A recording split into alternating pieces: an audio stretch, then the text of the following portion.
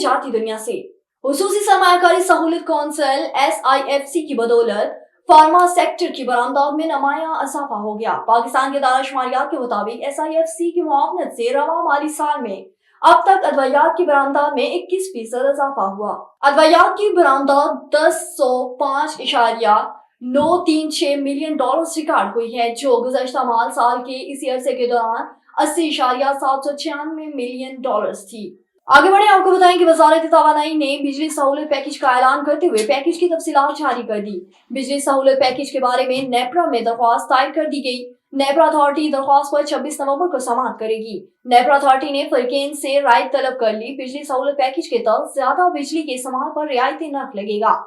Package के तहत रियायती नर्ख 26 रुपए 7 पैसे फी यूनिट होगा।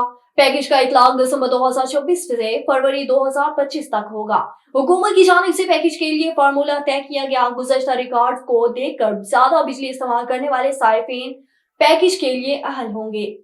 और मुत्तहिदा अरब अमारात की कौंसल जनरल बखीत अतीक ने कहा है कि जल्द पाकिस्तान की मईशत दुनिया की बड़ी मईशतों में शुमार होगी। मुत्तहिदा अरब अमारात के कौमी दिन के हवाले से तकरीबात का सिलसिला जारी है। कराची में मुनक़िदा तकरीब में मुत्तहिदा अरब अमारात की कौंसल जनरल बखीत अतीक ने शिरकत की। तकरीब में ताजर बरादरी, FPCCI और चैंपियंस ऑफ कॉमर्स के ताजर भी शरीक हुए।